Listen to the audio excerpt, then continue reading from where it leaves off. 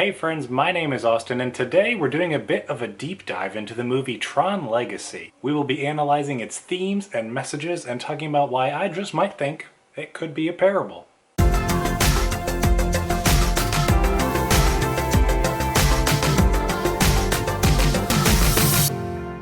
Welcome once again. As mentioned, my name is Austin and this channel is all about digging deeper and going further to better understand faith and film and everything that's in between. If that's exciting to you, make sure you click that subscribe button so you don't miss out on any new content as I post a new video every Friday. Tron Legacy is a movie that I loved when I first saw it in the theaters, and in recently revisiting it for the first time in a few years, looked at it in a bit of a different light. I always appreciated the various themes and messages that were conveyed throughout the film, but in this watch I was able to kind of piece together the different aspects in a way that kind of brought them all together. So let's start at the beginning. Tron Legacy starts off catching us up on what has happened up until this point and introducing the new elements to this story. We begin with the introduction of the digital frontier, which is kind of like a heaven and earth-like contrast that recently disappeared Kevin Flynn gives us his theories on. One of the most memorable quotes from this opening is where he's speaking in front of a large crowd and he's exclaiming that in there is a new world and in there is our destiny. And this quote will come to play later in the film when it is re-said by a character named Clue in a bit of a different light, saying out there is a new world and out there is our destiny. Now I'll get to that when we get to that point in the film to talk about that a little bit more. We are then introduced to Kevin's son, Sam. We meet Sam as he is breaking into what used to be his father's company until he disappeared, and they are about to release the latest OS to the world. We very quickly learn that he can definitely handle himself, especially on a motorcycle, which will come into play later in the film again. I love it when it sets things up like this.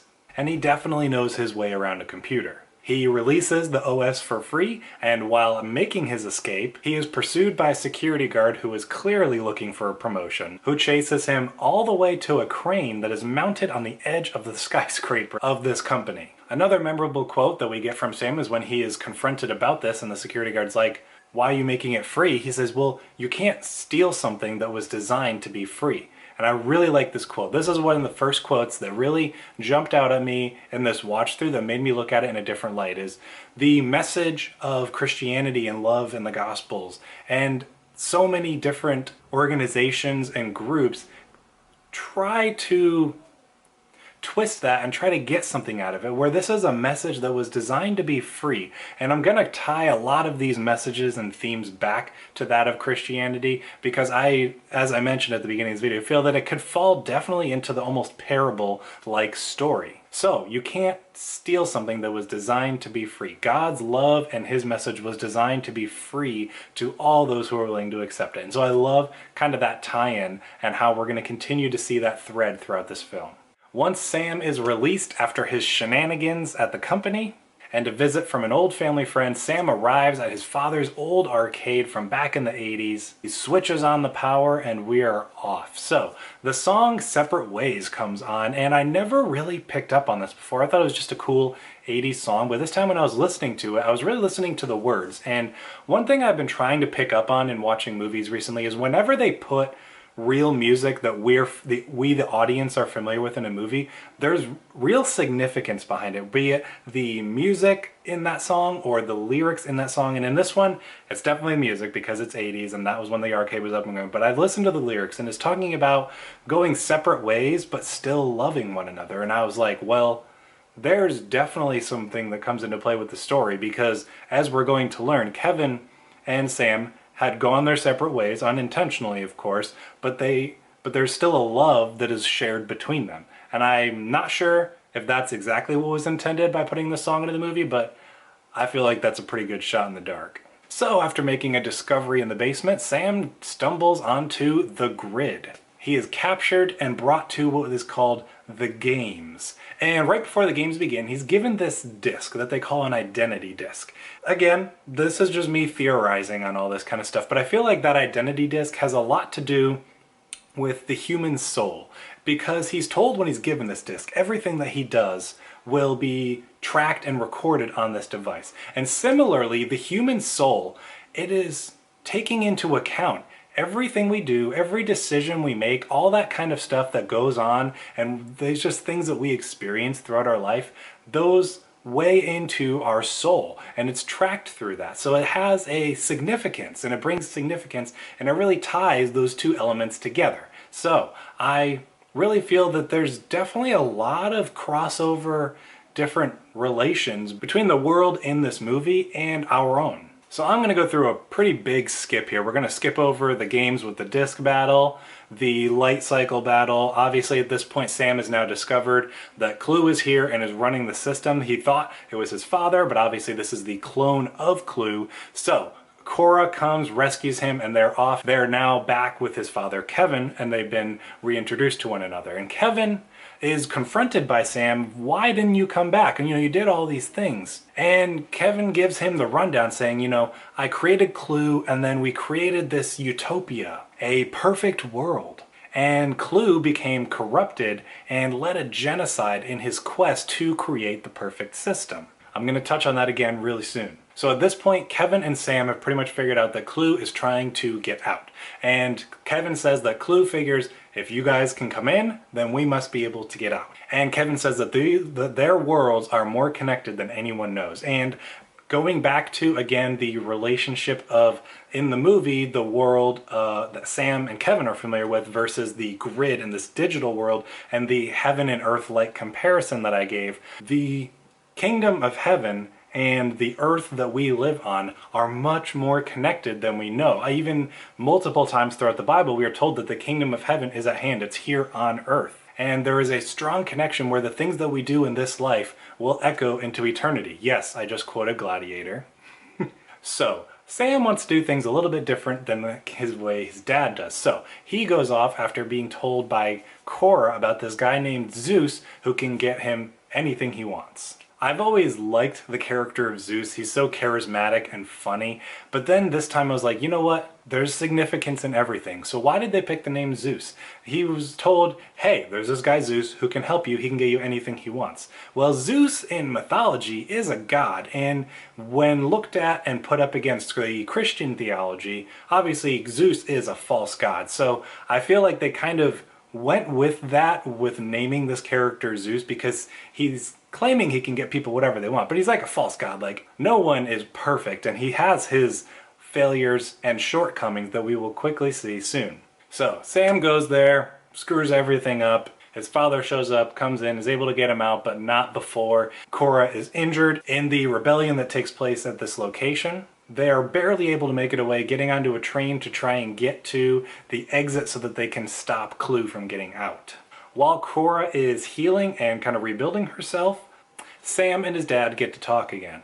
And Sam is trying to encourage his dad and saying, like, look at all these wonderful, amazing things you've built.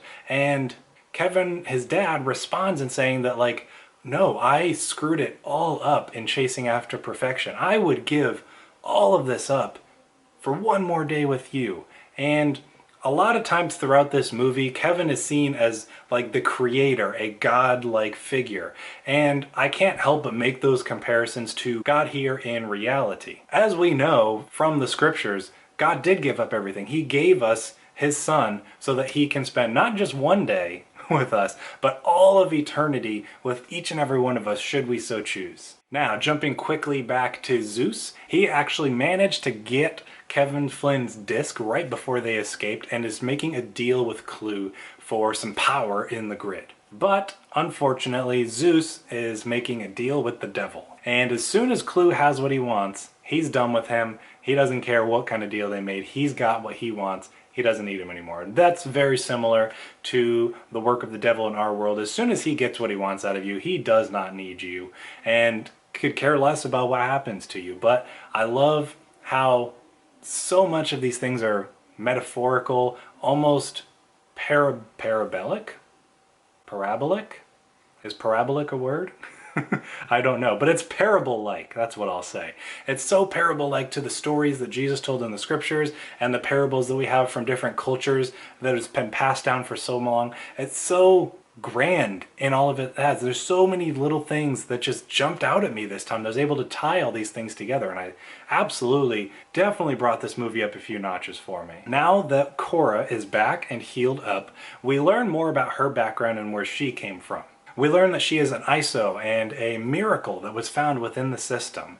And this one, I may be making quite a reach on this one, but I always kind of thought of the ISOs like angels almost, but then at some points in this watch through, I kind of saw the humanity of them at the same time. And the reason I say that is because one of my new favorite quotes from the movie is right as pretty much this genocide was taking place with Clue, Kevin found Cora and rescued her. And the way she words it is just, and I swear this sounds like it's a scripture pulled right out of the Bible, just as everything was going dark, I felt a hand on my shoulder. And when I opened my eyes, I saw the Creator. That straight up sounds like a Bible verse to me, but I love the significance behind that we can, and just like her in our own life, no matter how dark a place, there is a hand on our shoulder. And if we open our eyes, turn and look, we will see the Creator looking over us. I'm going to make some more jumps. I'm pretty much skipping over all the action, focusing more on the talking and conversation aspects of the film. And so we have reached the gate where Clue and Kevin and Sam and Cora have all been heading, some to try and get out, others to try and stop them. And so Clue is continuing to marvel at why Kevin is trying to stop him. He tells him, "I've done everything you asked." To which Kevin responds, "You did, but as you saw it." And he said that's no fault of his own. That was a single part of him that was created, and he could not see past that sole purpose. That drove him, and it drove him too far. And then Kevin also says, "I have seen what users are capable of, Clue, and you do not belong with them." Very clearly drawing that line in the sand of us as humans, we do not belong with the likes of the devil. We are capable of so much more if we can draw that line and create that separation. Now, wrapping things up in one of the climactic quotes from this scene, Kevin says, as he prepares to destroy Clue, "The thing about perfection is it's impossible, but it's also in front of us all the time." This is another one that I kind of feel like could easily be mistaken for a Bible verse, or at the very least a very wise saying, because God created this world and saw it as good. And there's so many things around us that we cannot achieve this type of perfection, but at the same time, we are surrounded by God's perfection that reflects and amplifies His glory, proclaiming it to the heavens. And it is all there as an encouragement and reminder to us in those dark times where we may not see a way out, and just to remind us of that glory that surrounds us all. So those are most of my thoughts on the movie Tron Legacy. Thank you for sticking around to the end of this video. If you enjoyed it, make sure you click that like button, be sure to subscribe, and share the video with someone who you know would enjoy it just as much as you did. Thank you once again. I will see you in the next video.